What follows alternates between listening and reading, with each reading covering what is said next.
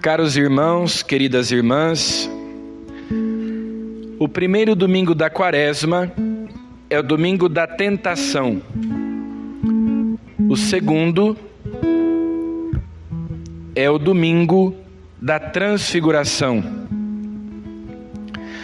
Cada ano nós lemos esses episódios, essas passagens, conforme o evangelista daquele ano, Mateus, Marcos ou Lucas. E a partir do terceiro domingo, a cada ano nós temos um elenco diferente de leituras. Neste ano nós, nestes 3 últimos domingos da Quaresma, lemos o Evangelho de São João. O ano A traz para nós um itinerário batismal, porque a igreja desde a antiguidade lê esses evangelhos para preparar os catecúmenos que serão batizados na vigília pascal. Então, hoje se lê o evangelho da Samaritana, em que Jesus é a água viva. No domingo que vem, o evangelho da cura do cego de nascença, em que Jesus é a luz. E no quinto domingo, o evangelho da ressurreição de Lázaro, em que Jesus é a ressurreição e a vida. E assim, já na antiguidade, lendo esses 3 evangelhos, tirados aí do evangelho de São João, a igreja preparava os catecúmenos para na noite do sábado santo, na vigília pascal, receberem não só o batismo, mas também a crisma e a eucaristia. E nesses domingos acontecem também os escrutínios dos catecúmenos, as orações da igreja por aqueles que receberão a vida nova na Páscoa. Então, neste ano A, são essas as leituras. Embora o ano A seja o ano de São Mateus, mas nós estaremos lendo o Evangelho de São João nestes 3 domingos, seguindo esse itinerário batismal, que nos toca também a nós, porque afinal de contas, na vigília pascal, nós fazemos a renovação das nossas promessas batismais. Então nós nos comprometemos uma vez mais a renunciar ao mal, ao pecado, ao demônio, e reafirmamos a nossa adesão a Deus. A renovação das promessas do batismo na vigília pascal significa que nós continuamos optando por Deus e que nós queremos viver o nosso batismo. Então, para os catecúmenos, essas leituras servem para que eles compreendam o que vai acontecer com eles. E para nós batizados, o que aconteceu conosco.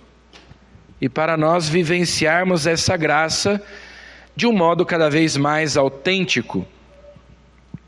Então, nas leituras de hoje, aparece esse tema da água, que evidentemente tem tudo a ver com o batismo. Na primeira leitura, nós vamos recapitulando acontecimentos importantes da história da salvação. Então, no primeiro domingo, nós ouvimos o relato do livro do Gênesis, da criação do homem e da mulher e da queda dos nossos primeiros pais, o pecado original. Domingo passado, ainda no livro do Gênesis, a vocação de Abraão.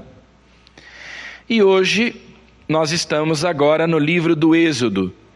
Então nós vamos aqui durante a Quaresma recapitulando, repassando acontecimentos importantes da história da salvação. E hoje então, com essa temática da água, nós temos Massa e Meriba. O povo de Deus se revolta contra Moisés e contra Deus. Eles se cansam da liberdade. Vejam só, eles começam a se questionar se valeu mesmo a pena eles terem sido libertados. Porque eles dizem: será que Deus está mesmo entre nós? Será que Ele nos trouxe aqui para nos fazer morrer de fome e de sede?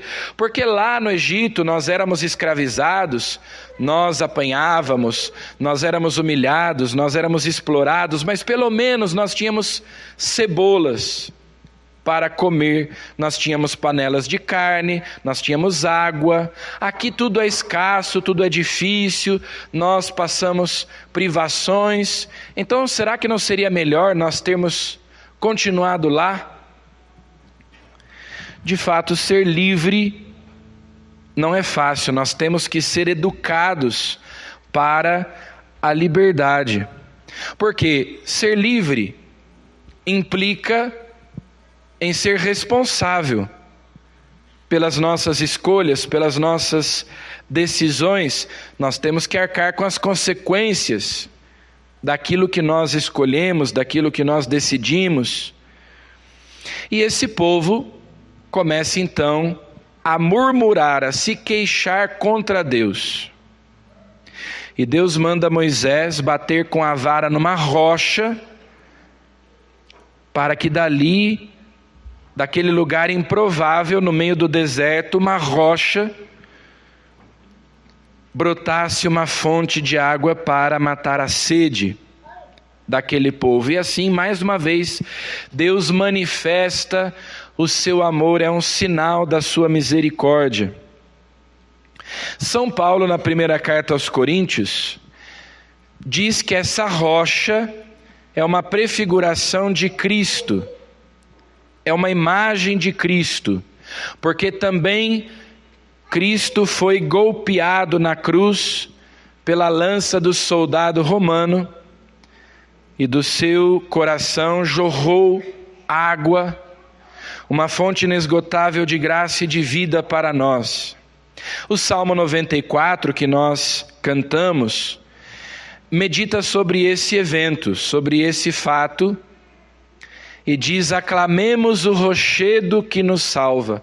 Então o rochedo é o próprio Deus, que é o nosso apoio, é a nossa segurança, nós devemos confiar nele. Como aquele povo, nós temos um coração tantas vezes endurecido e não escutamos a voz do Senhor, apesar de vermos as suas obras, as suas maravilhas, os seus prodígios, os incontáveis sinais do seu amor, mas quando nós somos provados, nós duvidamos. Nós queremos impor a Deus a nossa vontade, os nossos desígnios, que Ele corresponda às nossas expectativas.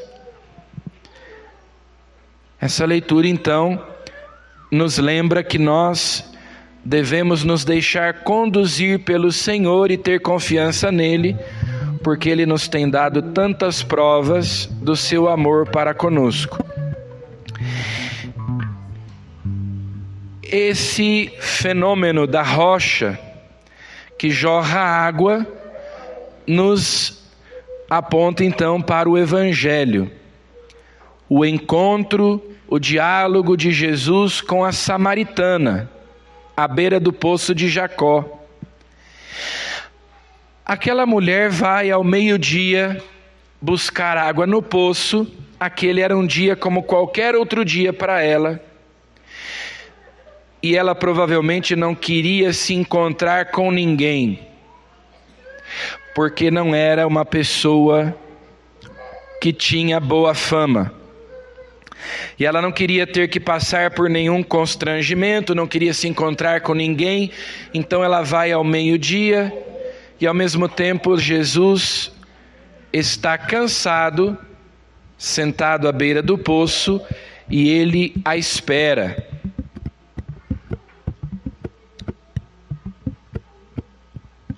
Os samaritanos não conversavam com os judeus e vice-versa, porque os samaritanos eram descendentes de Abraão, eles pertenciam às tribos de Israel. Mas eles tinham se misturado com povos pagãos e tinham adquirido as práticas dos pagãos. Tinham aderido aos cultos idolátricos. Então, eles praticavam uma religião sincrética. Como se diz hoje em dia, eles acendiam uma vela para Deus e outra para os demônios. Então, ao mesmo tempo em que eles adoravam o Deus de seus antepassados, o verdadeiro Deus, o Deus de Abraão, de Isaque e de Jacó, o Deus de Moisés, o Deus que os seus antepassados adoravam, eles também prestavam culto aos deuses daqueles pagãos com os quais eles se tinham misturado, que eram 5 divindades, que eram chamadas de Baais, que na língua semítica significa marido. Então, os judeus não falavam com eles porque, eles adoram o verdadeiro Deus e ao mesmo tempo adoram os falsos deuses. Eles vão à missa no domingo, mas depois na sexta eles vão lá no terreiro, bater tambor. Então nós não vamos nos misturar com eles, eles são traidores. Eles são pagãos, apesar de serem descendentes de Abraão.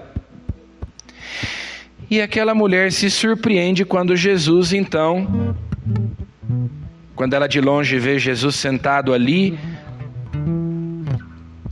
provavelmente ela pensa: que má sorte, eu não queria ter que me encontrar com ninguém, ainda mais com um homem, ainda mais com um judeu. E ela se aproxima. Jesus sabia que ela estava na defensiva, que ele precisava desarmá-la primeiro, tirar as muitas resistências, os muitos obstáculos que havia no coração dela. Então, com aquela pedagogia divina, Jesus vai desarmando aquela mulher. Ele puxa o assunto, ele toma a iniciativa e ele diz: dá-me de beber. O que nos lembra Jesus na cruz, que diz: tenho sede. Jesus tem sede de almas. Santo Agostinho, comentando esse texto, diz que Jesus tinha sede da fé e do amor daquela mulher. Deus tem sede de que nós tenhamos sede dele. Então, quando ele diz dá-me de beber, claro que aquela mulher não compreendeu assim, mas é como se ele a convidasse a abrir o seu coração para ele. Dá-me de beber, deixa que eu entre na tua vida. Na verdade é você que precisa de mim, mas ele se coloca nessa posição vulnerável, como se ele precisasse dela. E ali começa aquele diálogo estranho, né? Jesus pede de beber e ela: mas você não devia se dirigir a mim. E ele diz: se você soubesse quem eu sou e o que eu posso te dar, se você conhecesse o dom de Deus, que é o Espírito Santo, você mesma pediria e eu te daria uma água viva. Quem crê em mim, do seu interior jorra um rio de água viva. E ela começa a ficar interessada no assunto, até que Jesus entra no ponto principal: vai chamar o teu marido. Ela que teve vários relacionamentos, um depois do outro, procurando preencher o vazio do seu coração, essa sede de Deus, essa sede de felicidade, mas também fazendo uma referência aos falsos deuses que os samaritanos adoravam.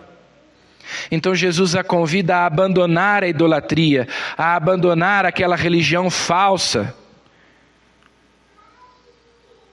parar de buscar a verdade onde ela não se encontrava. Pare com essas práticas idolátricas, pagãs. Adore o verdadeiro Deus, como os profetas tantas vezes tinham chamado os ídolos de amantes, quando o esposo é o Deus de Israel. Vai buscar o teu marido. Eu não tenho marido. Pois é, você não tem marido, você teve 5, o que você tem agora não é teu. E aí ela diz, então, vejo que és profeta. E a conversa muda de rumo, eles começam a falar sobre a adoração a Deus. Ela pergunta para Jesus, qual é o modo correto de adorar a Deus? E Jesus diz, em espírito e em verdade, aquele culto que é interior e exterior ao mesmo tempo. A tua vida tem que ser agradável a Deus, você tem que viver conforme os mandamentos de Deus para que você adore em espírito e em verdade, para que o teu culto seja agradável a Deus. Muda de vida, abandona essa vida de pecado que você está vivendo e você vai adorar a Deus. E ela fala do Messias e Jesus então se revela para ela, se mostra. Eu sou o Messias. E aquele encontro é tão impactante que ela vai embora, deixa para trás o balde e começa a dizer para os outros samaritanos, encontrei um homem que me disse tudo o que eu fiz. Um homem que me conhece profundamente, que conhece a minha história, que conhece o meu coração. E eu que me encontrei com tantos homens ao longo da minha vida, agora encontrei um que me deu aquilo que eu buscava a minha vida inteira. Ele só pode ser o Messias. Venham ver. Aquilo que Jesus tinha dito aconteceu com ela. Uma fonte de água viva começou a jorrar de dentro dela e ela passou a dar de beber às outras pessoas que se encontravam com ela. Então nós, católicos, nós batizados, nós que cremos em Jesus, nós que sabemos, como os samaritanos depois disseram, que Ele é o Salvador do mundo, temos uma fonte de água viva que jorra dentro de nós, um rio. E mesmo assim muita gente morre de sede porque não bebe dessa água. Se eu sou batizado e eu estou em estado de graça, não cometi pecado mortal, eu tenho essa fonte que jorra.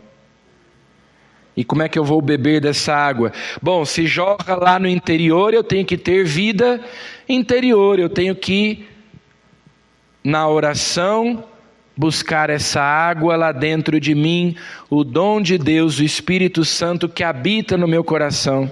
Se eu vivo disperso, se eu vivo uma vida de exterioridade, dissipada nas coisas do mundo, eu fico sedento. Agora, se eu me recolho, se eu busco a Deus na oração, dentro de mim, então lá eu vou encontrar a água viva que vai saciar a minha sede. A água do mundo, você bebe, ela te sacia naquele momento e depois você volta a ter sede logo. E tantas vezes essa água é salobra, essa água é envenenada, poluída. Mas nós temos um rio de água viva que jorra para a vida eterna, dentro de nós. Então peçamos a Jesus nesse terceiro domingo da Quaresma, que Ele, assim como conduziu aquela mulher samaritana a uma revisão de vida, a um exame de consciência, e ela percebeu a loucura na qual ela estava vivendo. E Jesus foi então tirando as resistências. Nós que diante de Deus temos uma atitude defensiva tantas vezes, os nossos apegos, as nossas opiniões, aos nossos gostos. Então, que Jesus nos conceda a graça deste encontro pessoal com Ele e que Ele, com a sua pedagogia divina, retire os obstáculos, as barreiras que existem no nosso coração. Deus se dá na medida do nosso desejo. Uma vez perguntaram a Santo Tomás de Aquino, uma mulher perguntou, o que eu preciso fazer para ser santa? E ele respondeu: querer. Você precisa querer. E Deus se dá na medida do nosso desejo. Ele tem sede de que nós tenhamos sede dele. E vamos pedir a Jesus então que nós sejamos capazes de encontrar esse rio de água viva que jorra no nosso interior. Nós sejamos amantes do silêncio. Pessoas que se recolhem, que não vivem dispersas na exterioridade, mas que têm vida interior e que na oração buscam constantemente a presença viva do Espírito Santo que habita em nossas almas. Louvado seja nosso Senhor Jesus Cristo.